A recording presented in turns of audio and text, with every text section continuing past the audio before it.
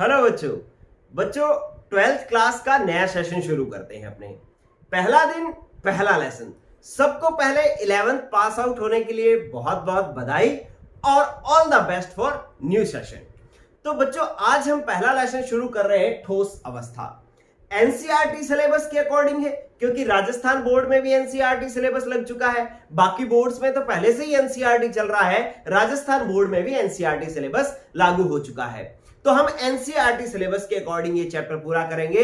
और मेरे चैनल पर chemistry with Teju sir YouTube channel पर जितने भी लेसन पढ़े हैं वो एनसीईआरटी सिलेबस के अकॉर्डिंग है। जो मेरे साथ साथ चलना चाहता है वो तो बच्चा जो है मेरे साथ साथ ठोस अवस्था शुरू कर सकता है। लेकिन अगर कोई मेरे से एक्स्ट्रा भी काम करना चाहता है, जैसे वो चाहता है कि नहीं सर मैं और भी लेसन साथ में शुरू कर सकता हूं, तो बहुत सारे चैप्टर्स और भी पढ़े हैं, एनसीईआरटी सिलेबस के अकॉर्डिंग ही पढ़े हैं, तो उनको भी आप स्टार्ट कर सकते हैं। आप chemistry with Teju sir channel की 12th क्लास की प्लेलिस्ट में देखेंगे तो बहुत सारे चैप्टर्स मैंने करवा रखे हैं, लेकिन ठोस अवस्था नहीं करवा रखा। आज हम ठोस अवस्था ही शुरू करेंगे। चलिए बच्चों, पहले बात करते हैं कि ठोस अवस्था चैप्टर का इंट्रोडक्शन।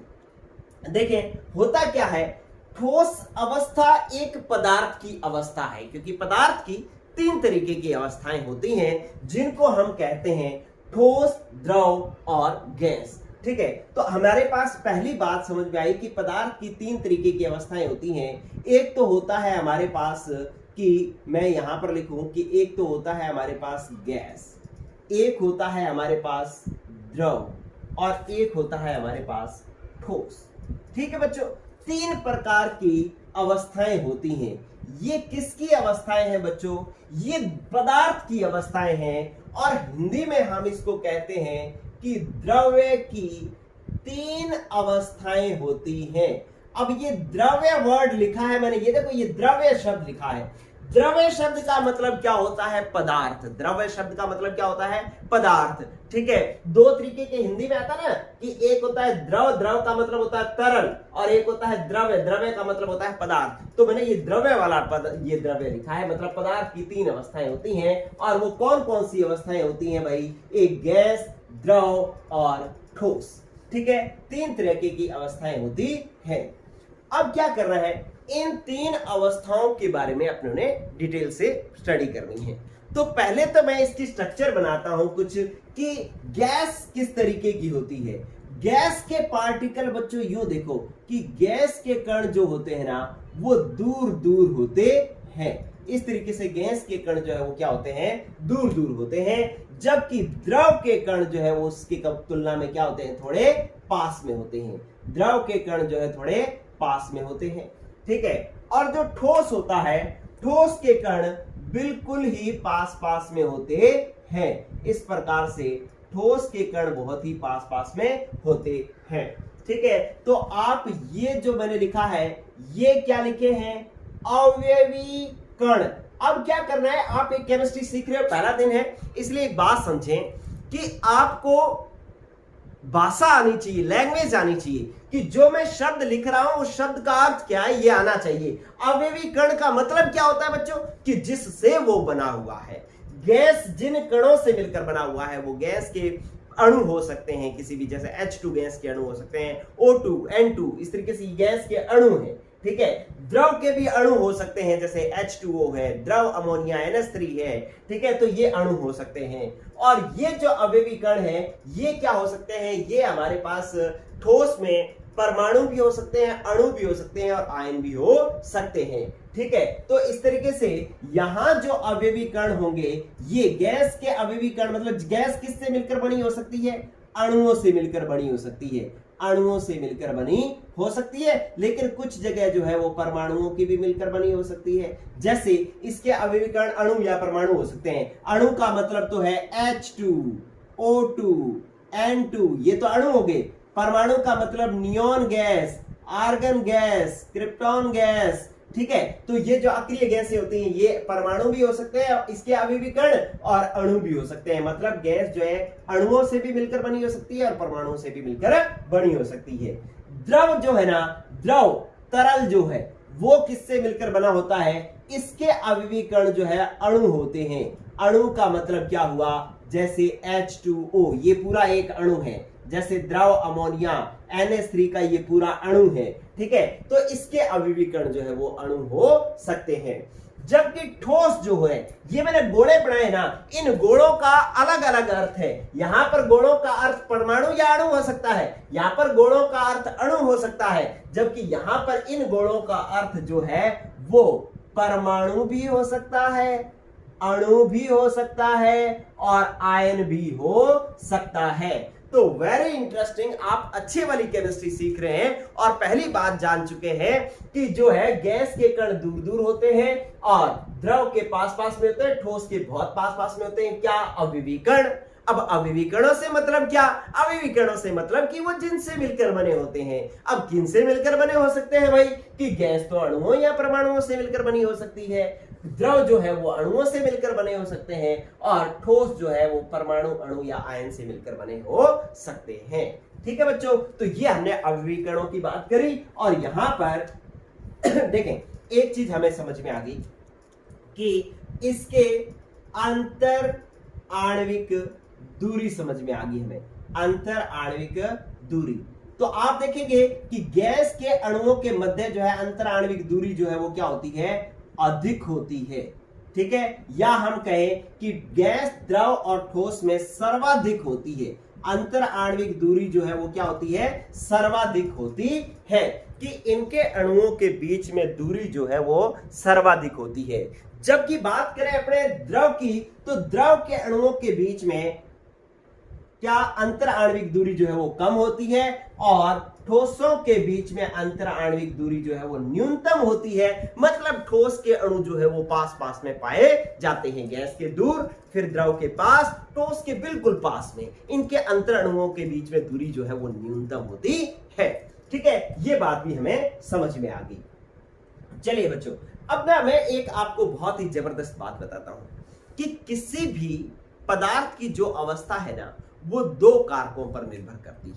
ठीक है, किसी भी पदार्थ की अवस्था दो कारकों पर निर्भर करती है। वो दो कारक क्या क्या है? एक तो है अंतर आणविक आकर्षण बल। क्या है? अंतर आणविक आकर्षण, अंतर आणविक आकर्षण बल। ये जो कारक है ना, इस एक कारक तो ये है जिससे किसी पदार्थ की अवस्था निर्धारित होती है।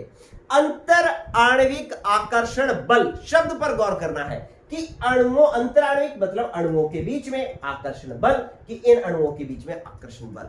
अब इन अणुओं के आकर्षण बल की बात करें तो गैस के अणुओं के मध्य अंतर आणविक आकर्षण बल कम होते हैं। अरे तभी तो दूर दूर होते हैं भाई। अगर अंतर आणविक आकर्षण बल होता तो वो पास पास में होते ना, लेकिन उनके बीच में अंतर आणविक बल, आकर्षण बल क्या है? कम है, इसलिए वो क्या है? दूर दूर। तो आपने यहां पर एक बात जानी कि भाई जो गैस होती है उसके बीच में अंतर आणविक आकर्षण बल जो है वो क्या होते हैं भाई? कम होते हैं। अब द्रवों के बीच में क्या होते हैं? अधिक। अब इनमें आकर्षण बल थोड़ा ज्यादा हुआ, ये पास पास में आ गए इनकी, इसलिए अंतर आणविक आकर्षण बल क्या है? ज्यादा है। और इसके अणु तो बिल्कुल पास पास में है। क्यों? क्योंकि इसमें अंतर आणविक आकर्षण बल बहुत ही ज्यादा है। तो इसके अंदर अगर मैं बात करूंगा तो इसमें अंतर आणविक आकर्षण बल जो है वो बच्चों क्या है? सर्वाधिक है, इसलिए ये कण बिल्कुल ही पास पास में है। ठीक है, तो ये बात हो गई कि गैस से द्रव, द्रव से ठोस में जाओगे तो अंतर आणविक आकर्षण बल बढ़ते जाएंगे, कम, फिर अधिक, फिर सर्वाधिक। इसका मतलब अंतर आणविक आकर्षण बल बढ़ते जा रहे हैं, इसलिए दूर, पास, बहुत पास। ठीक है, तो ये बात भी हमें समझ में आ गई अंतर आणविक आकर्षण बल की भी। तो एक कारक तो ये होता है जो अंतर आणविक आकर्षण बल है, ये किसी भी पदार्थ की अवस्था को निर्धारित करता है। ठीक है बच्चों, अब आप एक और चीज सीखें। देखें, आपने एक और बात सीखनी है, क्या? कि दूसरा कारक कौन सा है? दूसरा कारक सुनेंगे बच्चों, दूसरा कारक है ऊष्मीय ऊर्जा। इंग्लिश में इसको कहते हैं थर्मल एनर्जी, इसको कहते हैं इंटरमॉलिक्यूलर अट्रैक्शन फोर्स। ये ऊष्मीय ऊर्जा है। गौर करें, ऊष्मीय ऊर्जा क्या होती है?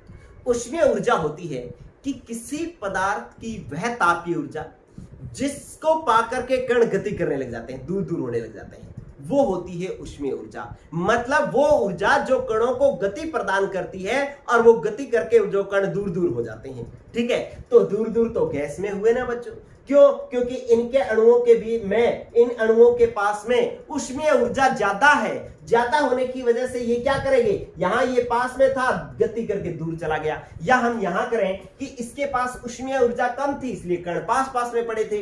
अब इनको ऊष्मीय ऊर्जा मिली तो वो बेटे चलने लगे तो गति करके थोड़े दूर दूर हो गए, देखो दूर दूर हो गए। ठीक है, अब इसमें बात करें तो इससे ये ऊष्मीय ऊर्जा पा करके थोड़े और दूर दूर चले गए, तो ये देखो ये और दूर दूर चले गए। ठीक है, तो आप पहले तो ये समझ में आनी चाहिए कि ऊष्मीय ऊर्जा क्या है, कि वह ऊर्जा जिसके पा करके अणु जो है वो क्या करते हैं, गति करने लगते हैं, या गति करके जो है एक दूसरे से दूर दूर होते हैं, तो वो ऊर्जा ऊष्मीय ऊर्जा होती है।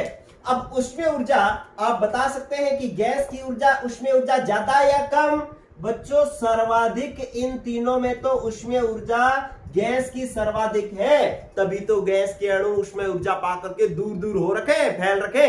ठीक है, अब इधर आओ तो आप देखेंगे कि द्रव की ऊष्मीय ऊर्जा कम है, इसलिए इसके कण क्या है, पास पास है।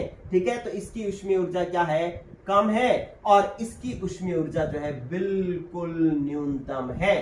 तभी तो ये कण बिल्कुल पास पास में बैठे, ये गति नहीं कर रहे हैं, क्योंकि इनके पास ऊष्मीय ऊर्जा ही नहीं है। गति करने के लिए कौन सी ऊर्जा होती है भाई, ऊष्मीय ऊर्जा होती है। जब इनके पास बहुत कम है तभी तो ये पास पास में बैठे हैं, इनके पास ज्यादा है इसलिए थोड़े दूर दूर, इनके पास ऊष्मीय ऊर्जा बहुत ज्यादा है इसलिए बहुत दूर दूर। ठीक है, तो अगर मैं चैप्टर पढ़ रहा हूं ठोस अवस्था, तो ठोस अवस्था में मुझे यह पता लग गया कि इनके कण पास पास में होते हैं, अवयवी कण परमाणु अणु या आयन हो सकते हैं, इनके अणुओं के बीच में दूरी कम होती है, इनकी जो आपके पास अंतर आणविक आकर्षण बल सर्वाधिक होते हैं, और इसकी ऊष्मीय ऊर्जा न्यूनतम होती है। ठीक है, तो ये हमने पढ़ा ठोस के बारे में, ये 3-4 पॉइंट हमने पढ़ लिए, और पॉइंट पढ़ते हैं, लेकिन आप पहले इसका ले लें स्क्रीनशॉट। ठीक है, आप एक चीज गौर कर लें, किसी भी पदार्थ की अवस्था निर्धारित करने के लिए दो कारक होते हैं, एक अंतर आणविक आकर्षण बल और एक ऊष्मीय ऊर्जा। अंतर आणविक आकर्षण बल इनके अणुओं के बीच में जो आकर्षण बल है वो, अगर इसके बीच में आकर्षण बल कम है इसलिए दूर दूर, आकर्षण बल ज्यादा, पास पास में बहुत ज्यादा और पास पास में। ठीक है, ऊष्मीय ऊर्जा वो होती है जो कणों को गति प्रदान करती है, जिसकी वजह से जिन अणुओं के पास ऊष्मीय ऊर्जा मिल जाती है वो गति करने लग जाते हैं, और ये ऊष्मीय ऊर्जा ताप के रूप में मिलती है, ये ताप का कारक है। आप देखो किसी भी द्रव को गर्म करते हो तो ताप देते हो ना, ताप के माध्यम से उसको ऊष्मा मिलती है, ऊष्मा मिलकर के वो ऊष्मीय ऊर्जा मिल जाती है उनको, और ऊष्मीय ऊर्जा से जो है वो फैल जाते हैं, दूर दूर हो जाते हैं और वाष्प में बदल जाते हैं। ठीक है, तो वो गति किसके कारण करते हैं, ऊष्मीय ऊर्जा के कारण। ये गति सबसे ज्यादा करते हैं सर्वाधिक ऊष्मीय ऊर्जा, कम करते हैं कम ऊष्मीय ऊर्जा, बिल्कुल नहीं करते न्यूनतम ऊष्मीय ऊर्जा। दोनों बात समझ में आई बच्चों? ठीक है, अब इधर देखें कि जो इसके अवयवी कण है ना, इसके ठोस के, क्योंकि अपने ठोस चैप्टर पढ़ रहे हैं इसलिए ठोस की एक बात मैं और बताता हूं आपको। देखें कि इसकी इन दो बातों से क्या पता लगा, इससे यह पता लगा कि जो ठोस होते हैं ना, इनके परमाणु अणु या आयन जो है ये एक निश्चित स्थिति में रहते हैं, निश्चित स्थिति में रहते हैं। ठीक है, इसकी स्थिति बदलती नहीं है, जैसे जो जहां पड़ा है वहीं रहेगा। ठीक है, लेकिन अपनी माध्य स्थिति से दोलन करते रहते हैं, दोलन करते रहते हैं।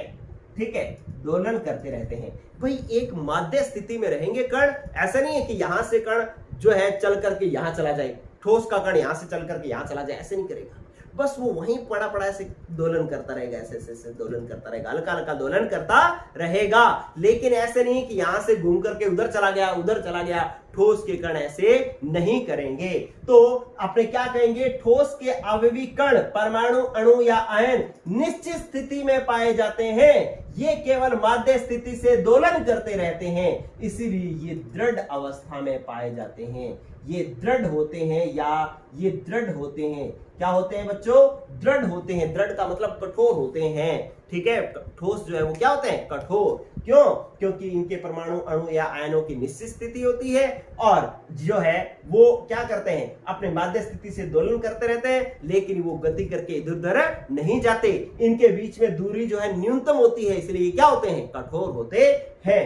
ठीक है, तो आपके पास एनसीईआरटी, इधर देखें, अब मैं आपको एक बात सिखाता हूं कि हम लोग जब आगे का पूरा सिलेबस पढ़ेंगे या मैंने जो और लेसन करवा रखे हैं वो सारे आप देखोगे, तो हर टॉपिक के साथ जहां जहां एनसीईआरटी के जो जो क्वेश्चन आते हैं वो मैंने साथ साथ में सॉल्व करवा रखे हैं। तो इस चैप्टर में भी हम ऐसे ही करेंगे कि आपके पास अभी राजस्थान बोर्ड के बच्चों के पास हो सकता है एनसीईआरटी की बुक नहीं हो, लेकिन अगर आप एनसीईआरटी की बुक देखोगे, ठीक है, मैं आपको ये ठोस अवस्था लेसन की पीडीएफ जो है वो सेंड कर दूंगा।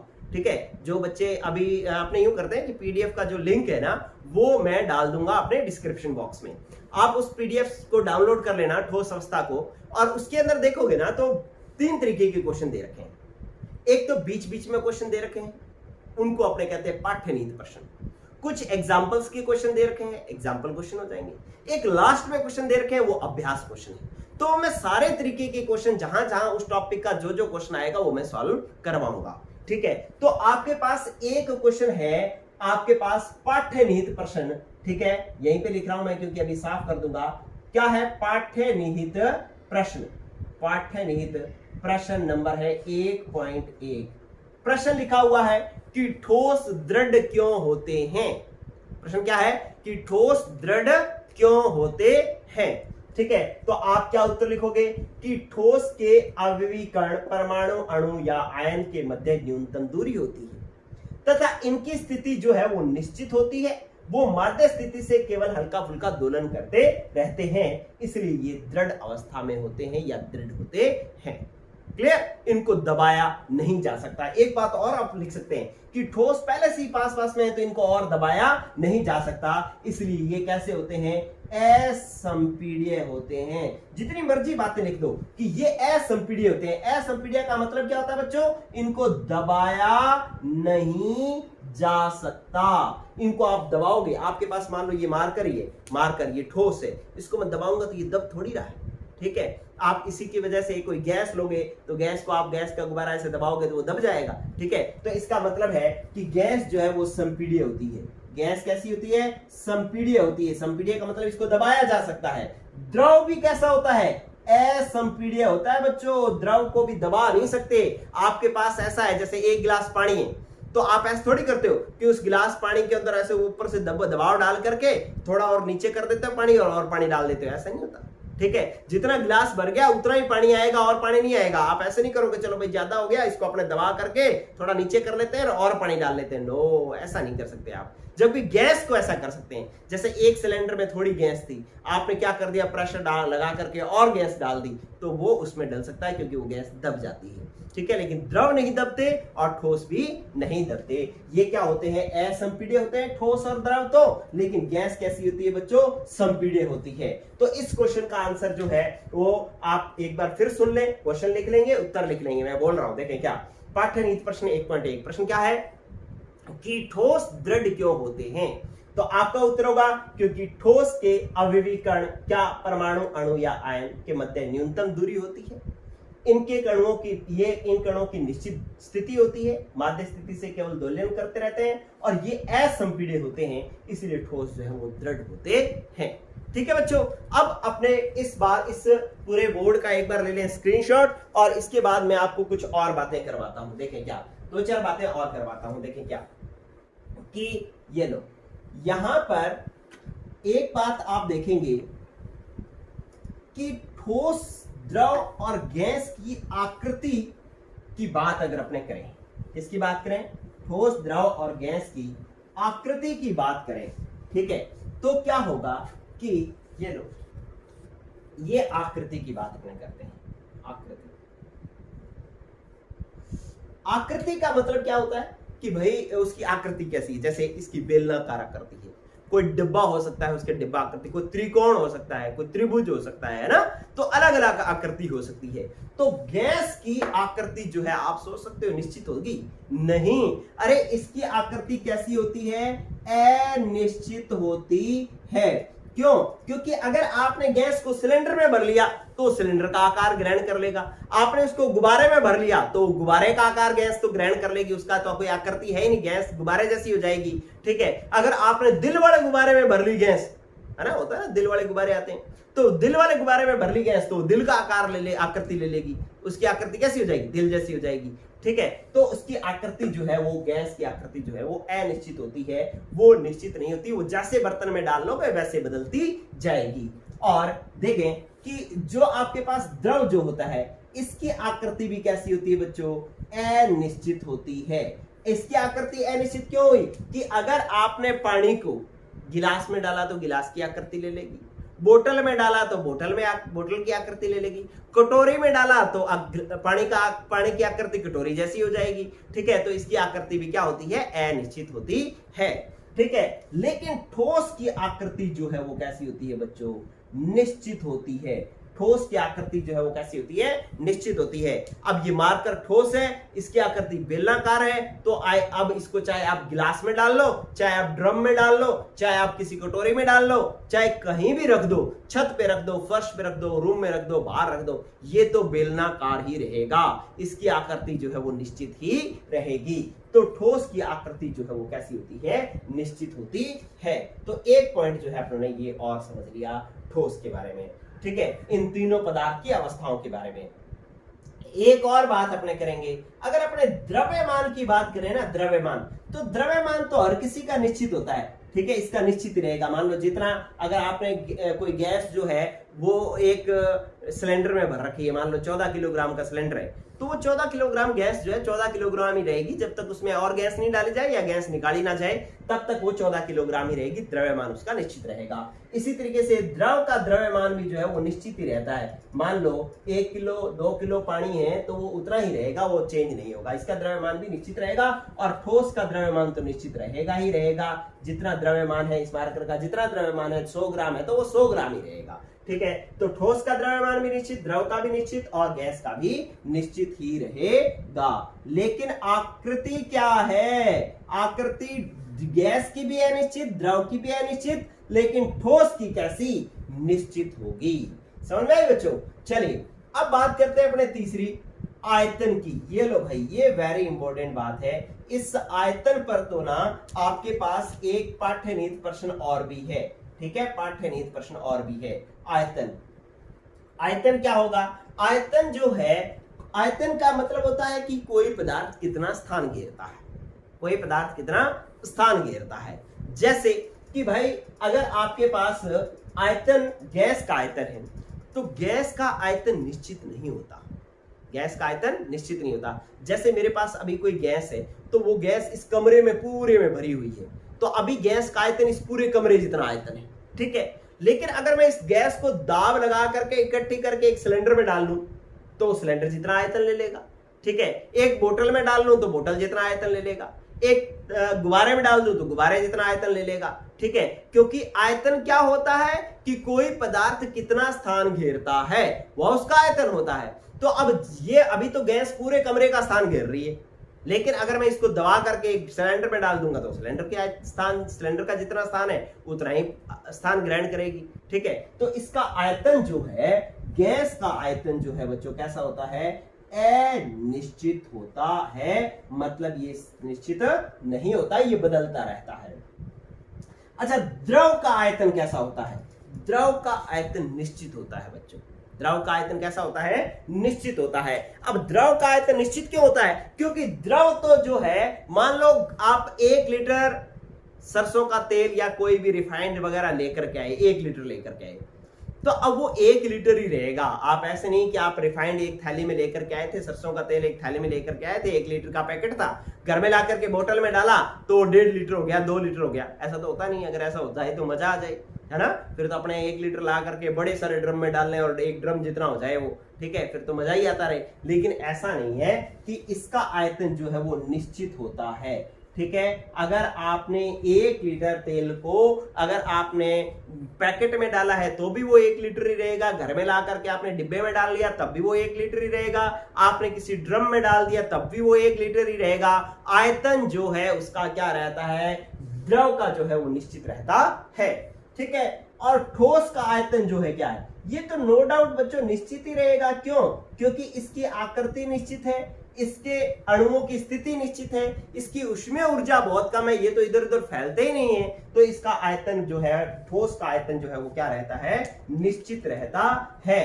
तो आपके पास अब यहां से एक और क्वेश्चन आ रहा है। लो बच्चों, जिन्होंने अभी अभी 12वीं शुरू करी है, आज जिनकी पहली क्लास है, उनका दूसरा क्वेश्चन आ रहा है। कौन सा क्वेश्चन है? पाठ्य निहित प्रश्न 1.2।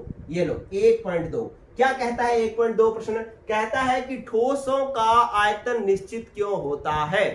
ठोसों का आयतन क्या होता है? निश्चित क्यों होता है? तो अब आप वही सारी बात वही रिपीट कर दो। क्या क्या कि भाई ठोस के अवयवी कण, परमाणु, अणु या आयन परस्पर न्यूनतम दूरी पर स्थित होते हैं। इनके कणों के जो आकृति जो है, वो इनके कण जो है वो उनकी स्थिति जो है वो निश्चित होती है, वो निश्चित स्थिति पर पाए जाते हैं, अपनी स्थिति पर ही दोलन करते हैं, लेकिन वो गति करके दूर नहीं जाते, वो असंपीड्य होते हैं, इनको दबाया नहीं जा सकता, इसलिए ठोसों का आयतन जो है वो निश्चित होता है, ये बदलता नहीं है। अगर ये दब सकते तो शायद इनका आयतन भी बदल सकता, लेकिन ये दब ही नहीं सकते, तो इसका आयतन भी जो है वो क्या रहता है? निश्चित रहता है। तो आप जो मैंने सारी बातें बताई हैं, आप वो सारी बातें लिख दो, आपके पास ठोस का आयतन निश्चित क्यों होता है, आप अपने आप उत्तर लिख पाओगे। ठीक है बच्चों, तो इस तरीके से ये हमने ठोसों के सामान्य अभिलक्षणों की बात करी। ठीक है, लेकिन एक बार जो है दो बातें मैं और बता रहा हूं आपको, आज की क्लास की लास्ट दो बातें। स्क्रीनशॉट ले लें, मैं इसको करने जा रहा हूं साफ। ठीक है, ले लें स्क्रीनशॉट।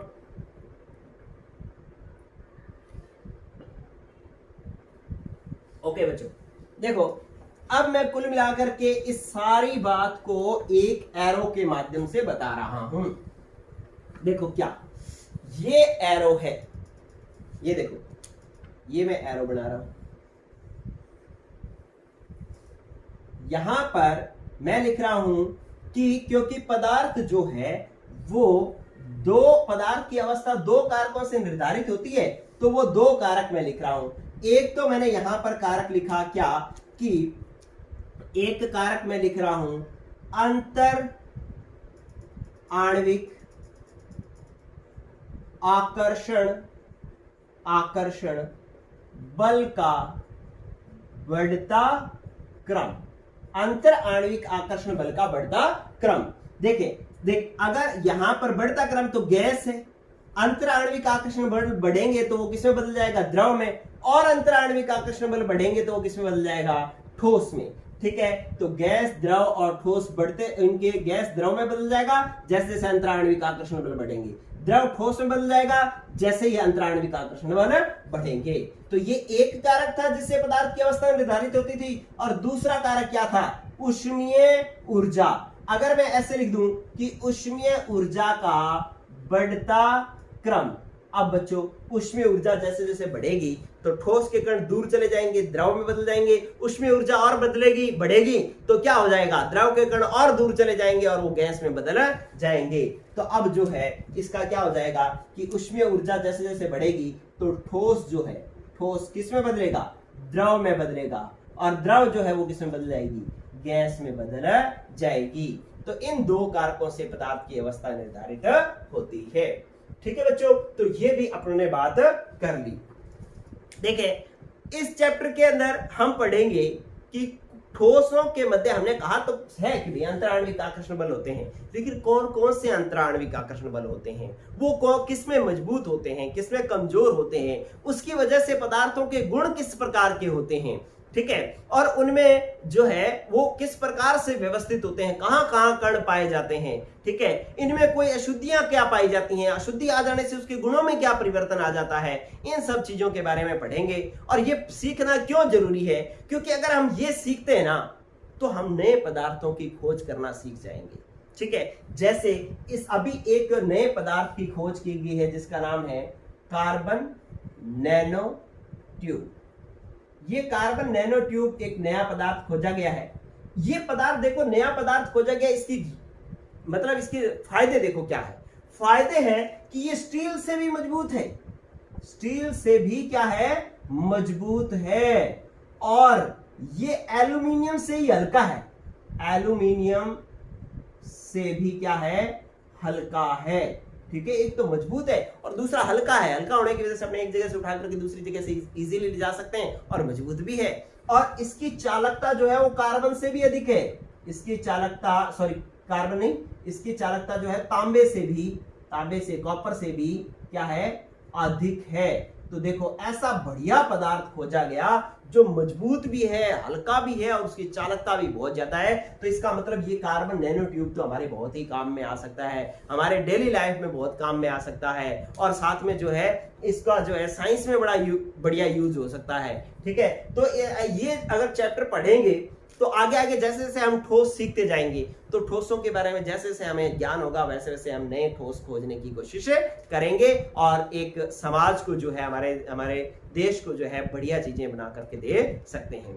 तो ठीक है दोस्तों, आज का एपिसोड यहीं तक रहेगा और अगले एपिसोड में हम नेक्स्ट पार्ट सीखेंगे कि ठोसों के प्रकार। ठोस दो प्रकार के होते हैं, क्रिस्टलीय और अक्रिस्टलीय।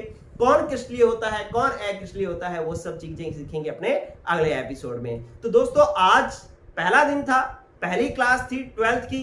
अपने सभी दोस्तों को ये फैला डालो वीडियो कि भाई जिसने 12th एनसीईआरटी न्यू सिलेबस के अकॉर्डिंग पढ़ना है और थ्योरी के साथ साथ क्वेश्चन भी पढ़ने हैं तो आ जाए chemistry with Teju sir YouTube channel पर। ठीक है बच्चों, all the best, good luck, good bye.